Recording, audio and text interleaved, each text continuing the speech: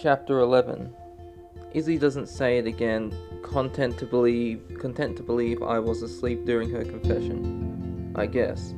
The weeks before our Halloween show are swept away by a different kind of storm, a busy schedule.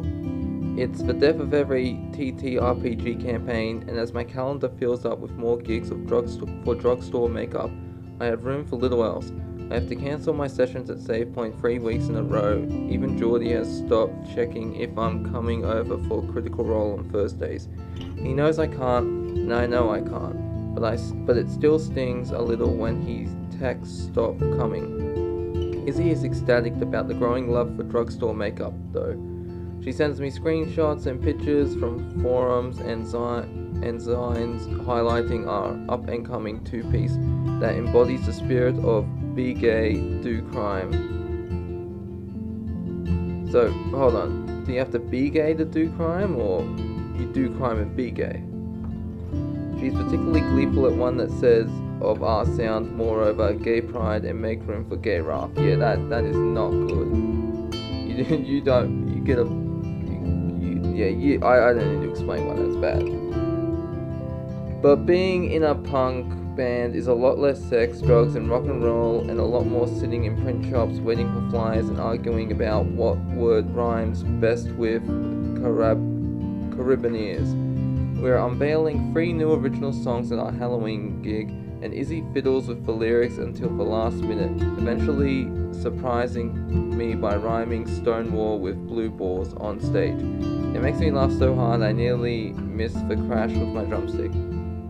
I love that her brain works so fast like that, coming up with brilliant lyrics on the fly. I love a lot of things about her brain, like how she has so much to write about. If I had to write a song of my own, it would probably be about cleaning the coffee grinder or rolling dice. Not exactly thought-provoking stuff, but not Izzy. She feels with her whole heart every emotion under the sun. It kills me that her old band wanted her to hide that part of herself away. And maybe this is what love is. Maybe it's wanting her to be exactly who she is because who she is because she's my person. Maybe it's not just a collection of things I love about her. Maybe it's her. Or maybe I just wish it was. We finish our set to an uproar of applause. I spot Geordie and Ollie near the front, dressed as Sherlock Holmes and John Watson, surrounded by what looks like to be a group of pirates.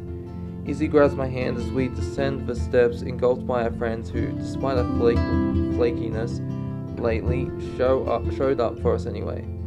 Girl, what are you supposed to be? Ollie asks as he spins me around. Izzy is obviously a vampire, but I glance down at my costume. A black bodysuit with pleather wings sewn along the arms and a big blue eyeball in the center. It's far from my best, but at least it's better than the mayonnaise here. I'm bad an eye, I say, fluttering my eyelashes rapidly. Geordie groans. That's bad, even for you. Careful, or I'll tell everyone about your idea for an undead ice skater called the Zombini. He whacks me on the arm. I told you that under the influence of many beers. Speaking of, I would like to consume many beers. I let Geordie and Ollie lead me towards the bar, dragging Izzy along with me. Attack-O-Latins take the stage after us while we form an oddball conga line to skirt around the crowd. The venue is packed. A few people wave or give a thumbs up as we pass. I know they didn't all come out here to see us. We're just one of a half a dozen bands in the lineup, but it feels great to know that so many people heard our music. I lean down to say as much to Izzy, pressing my lips to her ear, but her face goes rigid, her eyes trained on the zombie nurse. At first I think she's just entranced by the general grossness of the costume. The bloodstains are really well done. But then I recognize the cropped hair of her former bandmate, Astrid. Hey Iz, she says, then to my surprise she turns to me. Steph, right? You are really good tonight. Oh, thanks. I try to smile, but my fingers grip Izzy's wrist tight. And I wish I could leave it at that, but the last time we saw Astrid is burned into my brain. Her cruel words, the way she practically taunted us, and I can't help but add, you're not playing tonight? Astrid, to her credit, doesn't quite sneer in response. They asked, but Bellamy had a prior engagement, so we had to decline. It's nice that they gave the slot to someone who really needs it, she groans and puts her head in her hands. Sorry, I didn't come here to be an asshole. Why did you come? Izzy asks, fists clenched at her sides. Astrid leans heavily into one hip and says, I actually wanted to talk to you about something. Do you have a minute? I immediately step forward, ready to tell this girl that Izzy absolutely doesn't have a minute. Not for her anyway. But Izzy nods and pries my fingers from her arm. Yeah, okay. You sure? I murmur, trying to catch Izzy's eye. She doesn't look at me. Instead she says, yeah, I'll be back in a bit. Get me a blackberry, something or other. She walks off with Astrid towards the green room. Well, shit. Ollie leans against the bar, eyebrows practically scratching his hairline. You just gonna let that happen? Izzy's an adult. She can handle herself. But as I drink my beer, I grip my teeth against the sour taste in my mouth. All the ice in Izzy's blackberry mojito is melted before she returns to the main room. There's a new band on stage, undedicated, and Geordie and Ollie have forced me out into the crowd to dance. I wave my arms around and pump my fists into the air, trying to shed the discomfort of Astrid's presence, of Izzy's willingness to go with her. It's none of my business, I tell myself. In fact, now that we're done playing for the night, the only business I have is hanging with my friends and eating too much Halloween candy. A hand lays on my hip, light and hesitant. I turn to Izzy's grip and throw my arms over her shoulders. You're back, I shout. Just in time. I was getting sick of being a third wheel. Izzy doesn't join our dance huddle though. She just tugs my bodysuit and gestures with her head over to the door. Can we talk? I can barely hear her over the music, but the shape of her lips is unmistakable. So is the crease in her forehead and the rise of her shoulders. Yeah, of course. I follow her to the fringes of the room where she says, something I absolutely cannot hear over the music. What? She groans and pushes open a door. Cold air catches us as we spill out into the street and the temperature whiplash hits me hard. So do the sounds. Inside was all rock and roll and partying, but outside it's eerily muffled. In the distance I can hear sirens and the loud exhale of a bus coming to a stop. That's better, Izzy says, but her voice is clipped like it's really, really not. What's up? I try to pull her closer, for warmth, but also for comfort. But she dodges my fingers. What did Astrid want? I emphasize the first half of her name for maximum rudeness. Izzy doesn't reply, running her hands up and down her arms as she paces in front of me, eyes trained on the sidewalk. That bad? Ugh, I knew it. I throw my arms out a little more intensely than I intended and I stumble a little. I probably should have stopped after one drink, at least until Izzy got back. I should have come with you. She is such an effing jerk. Whatever she said, she's wrong, okay? You're an amazing musician and your songs are brilliant. She's just jealous she can't write anything as good. Yeah, I know. Izzy stops pacing now and looks up at me. That's what she said anyway. She actually apologized. My eyebrows shoot up. Like, sincerely? Seems so, Izzy shrugs. She asked me to come back to Vinyl Resting Place, I mean. Oh, the word lands like a sprained ankle. I can't find it in myself to be happy or sad. All I can feel is inevitability, because, of course, this whole thing was too good to be true, and I should have known. Izzy is so talented and I'm just, well, look at me. I'm lucky it lasted as long as it did. This little adventure where I got to be a punk rocker, where I got to be with Izzy, where I got to be loved. Oh, I repeat, and it sounds even worse the second time. Jealousy makes a mess of my insides, twisting and tugging and turning my words to ash in my mouth. Say something, Steph. You have to do better than that. I'm not better. I'm me. For this little scrap of time, I got to be her version of that. But take that away, the drum set and the eyeliner, and I'm still the same old Steph. I can't compare with Astrid in Final Resting Place. I shouldn't try to compete. That will only end with me losing. So I swallow my pride and do my best to be supportive. I guess that's good. I try on a smile, but it feels too small, too tight. I'm happy for you, if you're happy. You're happy for me? Izzy's deadpan gives away nothing. This is what you want, right? Images flash before my eyes of what could be. Izzy headlining the final resting place at Pride, singing her songs with a full band behind her, winning the Battle of the Bands, going on tour, kissing Astrid beneath bright neon lights. It's what she's been working towards, and I can't be the one who takes that from her. What I want, anger bleeds into her tone, now raw and red. F, do you think that's what I want? To be begrudgingly let back into the group that didn't like me that much to begin with? You think I want to go back to that? I pluck at the arm of my bodysuit, letting the fabric snap back against my skin in rhythm with her words. I mean, you want to win Battle of the Bands, right? I figured they're your best shot. Effing hell, Steph. You are so dense sometimes. She drags her hands down her face, leaving behind trails of makeup. From sweat or tears, I cannot tell. If you don't want to play with me anymore, you can just say it, okay? I won't force you. I can't force you. What? I shake my head to clear it, deeply regretting that third drink. This conversation would be so much easier sober. No, that's not what I mean at all. I love playing with you. Uh-huh. She fixes me with an incinerating stare. You love playing with me. I see how it is. She turns to go back inside, hair whipping me in the face as she leaves. I lunge for her hand. See how what is. My heart beats into my throat, pounding against my words like a hammer. When Izzy turns around, I see the tears. They trace a river of mascara down her cheeks. Her voice cracks a little over her words, but she says them anyway, and this time I can't pretend I'm asleep. I love you, Steph. I want to play with you. I want to win with you. I want to live my life with you. But if you don't want that, if you don't love me back, just say so, okay? I stand there, too quiet, too still.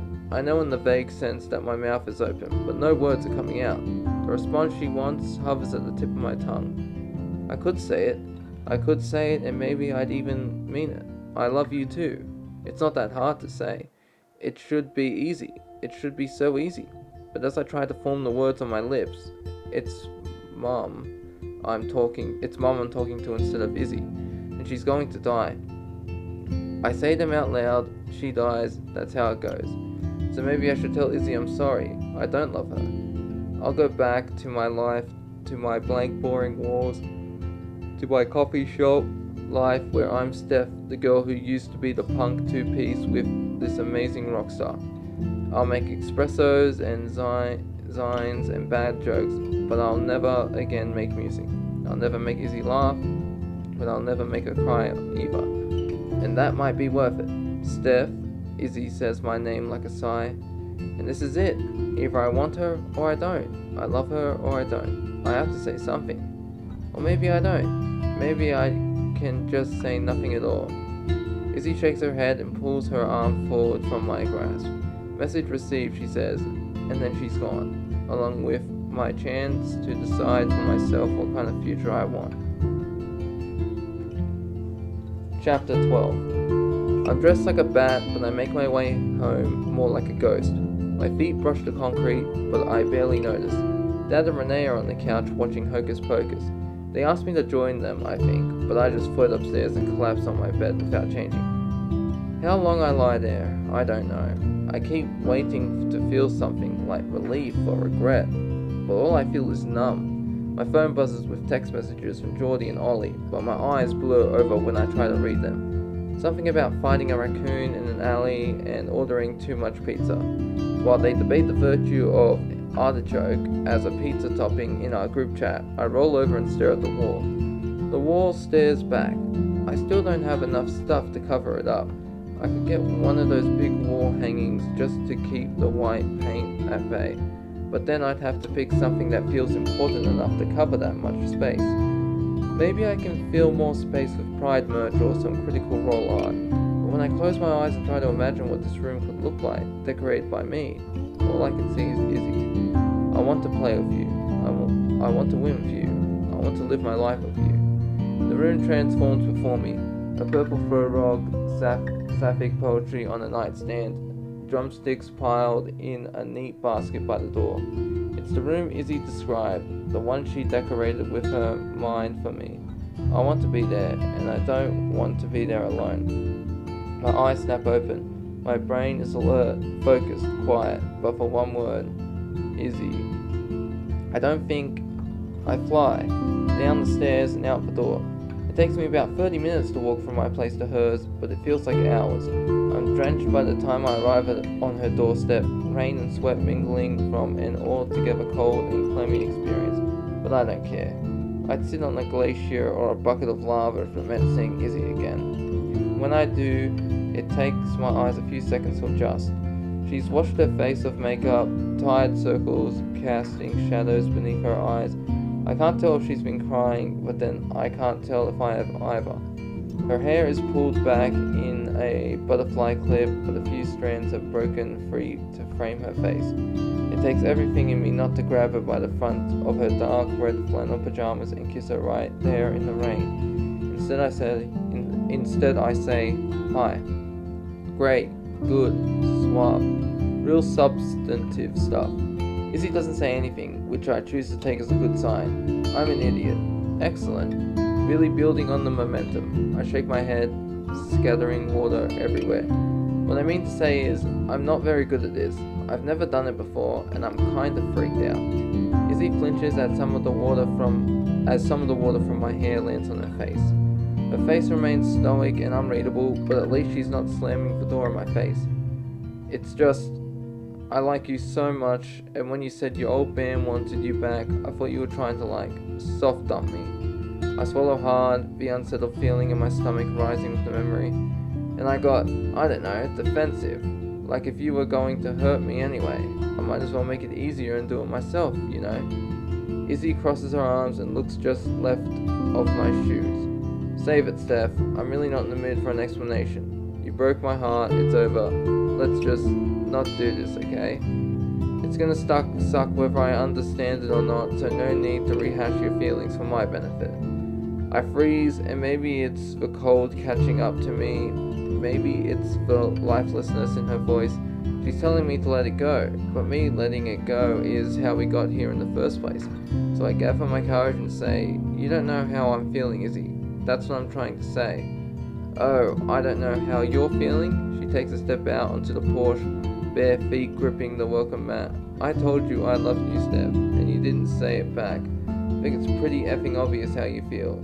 That's it though. You didn't give me a chance to explain. Fine. Effing explain. It's all so much. The harshness in her tone, the cold wind battering me from every angle, the unsaid words on the tip of my tongue. I wish I could just take her in my arms and show her how I feel with every touch, every kiss.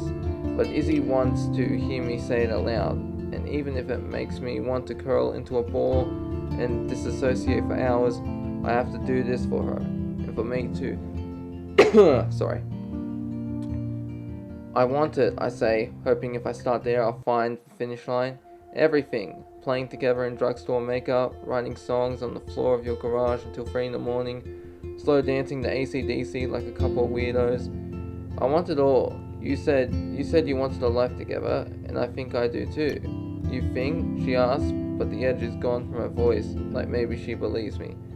I'm not great at talking about these things, I recall. I recall how I still haven't confronted Dad about Renee, and about the 6-month-old unanswered text message from Mikey sitting on my phone, because if I think about him too much, then I'll think about Mom. And it's not just a you thing, it's everyone. Maybe it's a dead mom trauma, or maybe it's the whole broken home divorce shit.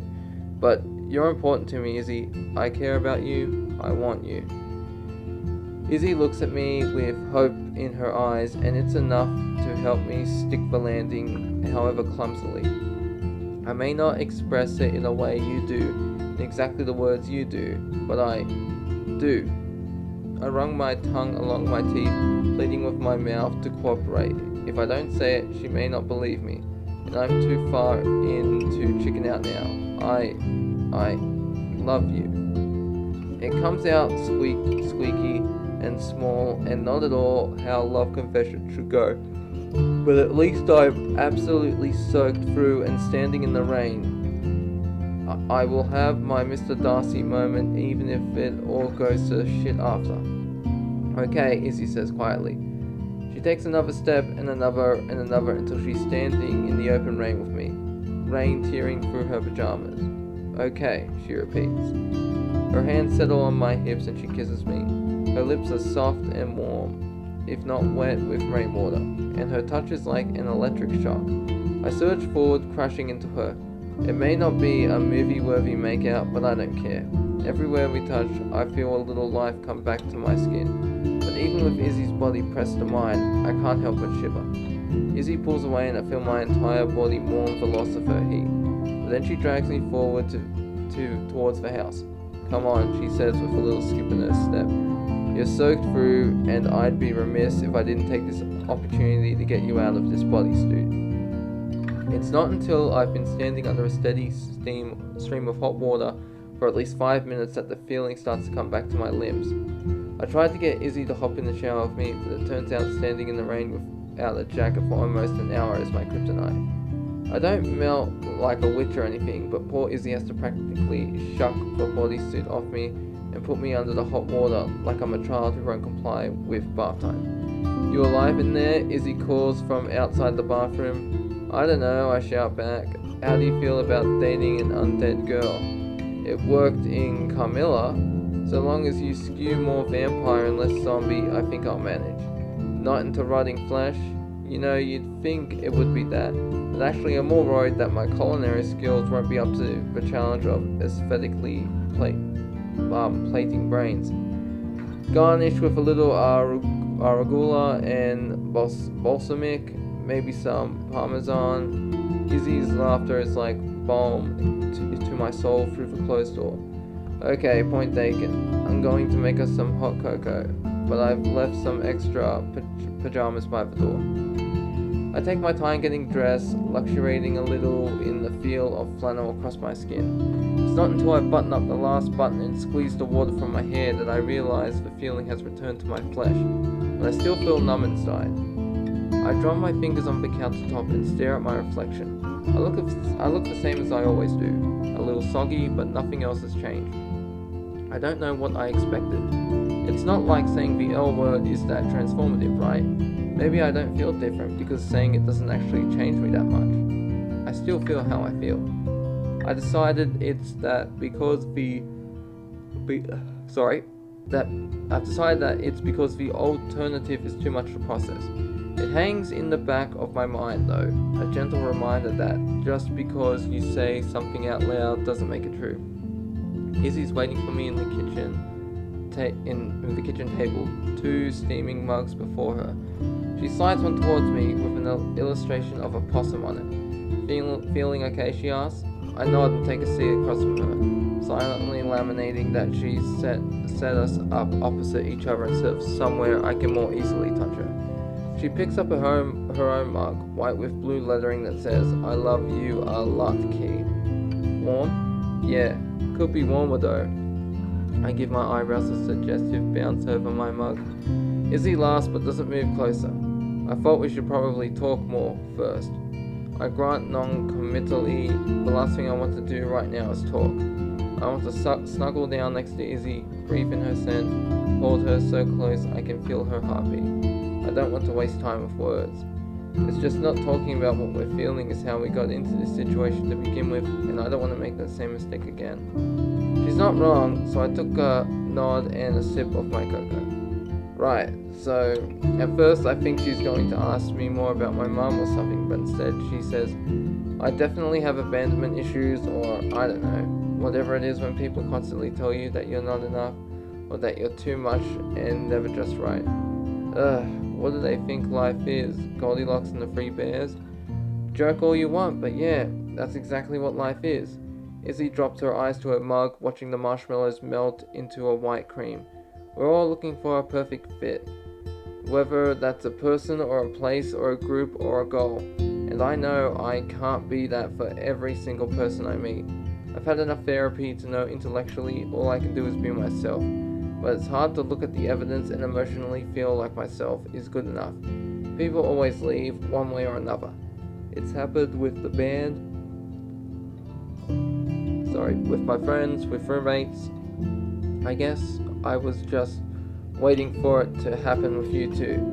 My chest feels torn in two, half heartbroken for her and the way she's been made to feel, half angry that she put that all on me, like she set me up to fail. Okay, but that's Not fair, I know. Izzy knits her fingers together around the base of her mug, still staring into it like a marshmallow. Like the marshmallow girl on top will somehow reveal the future. I shouldn't have done that, and I'm sorry. Her apology hits me like a freight train. It's unexpected and unearned. I think I'm the one who pretended not to hear her say, I love you. I'm the only one who couldn't say it back. But I'm the only one who effed up, I say quietly. Izzy finally looks up. We both effed up, Steph, so we both work to fix it, okay? She lays her hands on top of the table, palm open, an invitation. I've never RSVP'd so fast. I put my hands in hers and let her lead me to the garage, where we pile onto the bed and tangle our limbs and promise to try harder and do better. We talk through the night. She tells me about her hopes, about her fears, about her absolutely unhinged love for peanut butter and pickle sandwiches. I hold her lips pressed to her hair, while she cries as she recounts being left by a transphobic ex, as she explains how it felt to be rejected by her high school's cheer squad, as she roars over what to do when one of her housemates moves out and a new unknown person takes their spot. And when the sun rises, dappling the blankets with patchy light, I don't want to go home. So I stay. Alright, I just want to bring this up, okay? How do we, this transphobic ex, okay? Like, what if he doesn't know you're a chick and what if he doesn't know you're a guy who's transitioned to be a chick, and then he realizes and breaks up? It's like, he wanted a girl, you know, and you're a guy who's transitioned to be a girl, so, you know, how does that make him transphobic? That's a problem with these modern comics and books. Like, I'm still gonna read this, still gonna finish it, but doesn't mean I like it. I just don't like all this messaging they're peddling, and all this stuff and all the media. But anyways, that's the end of this chapter. Hope you enjoyed it. Well, the end of 2 chapters actually. Hope you enjoyed it, and I'll see you in the next one. This is TotalGamerJunkie, signing off.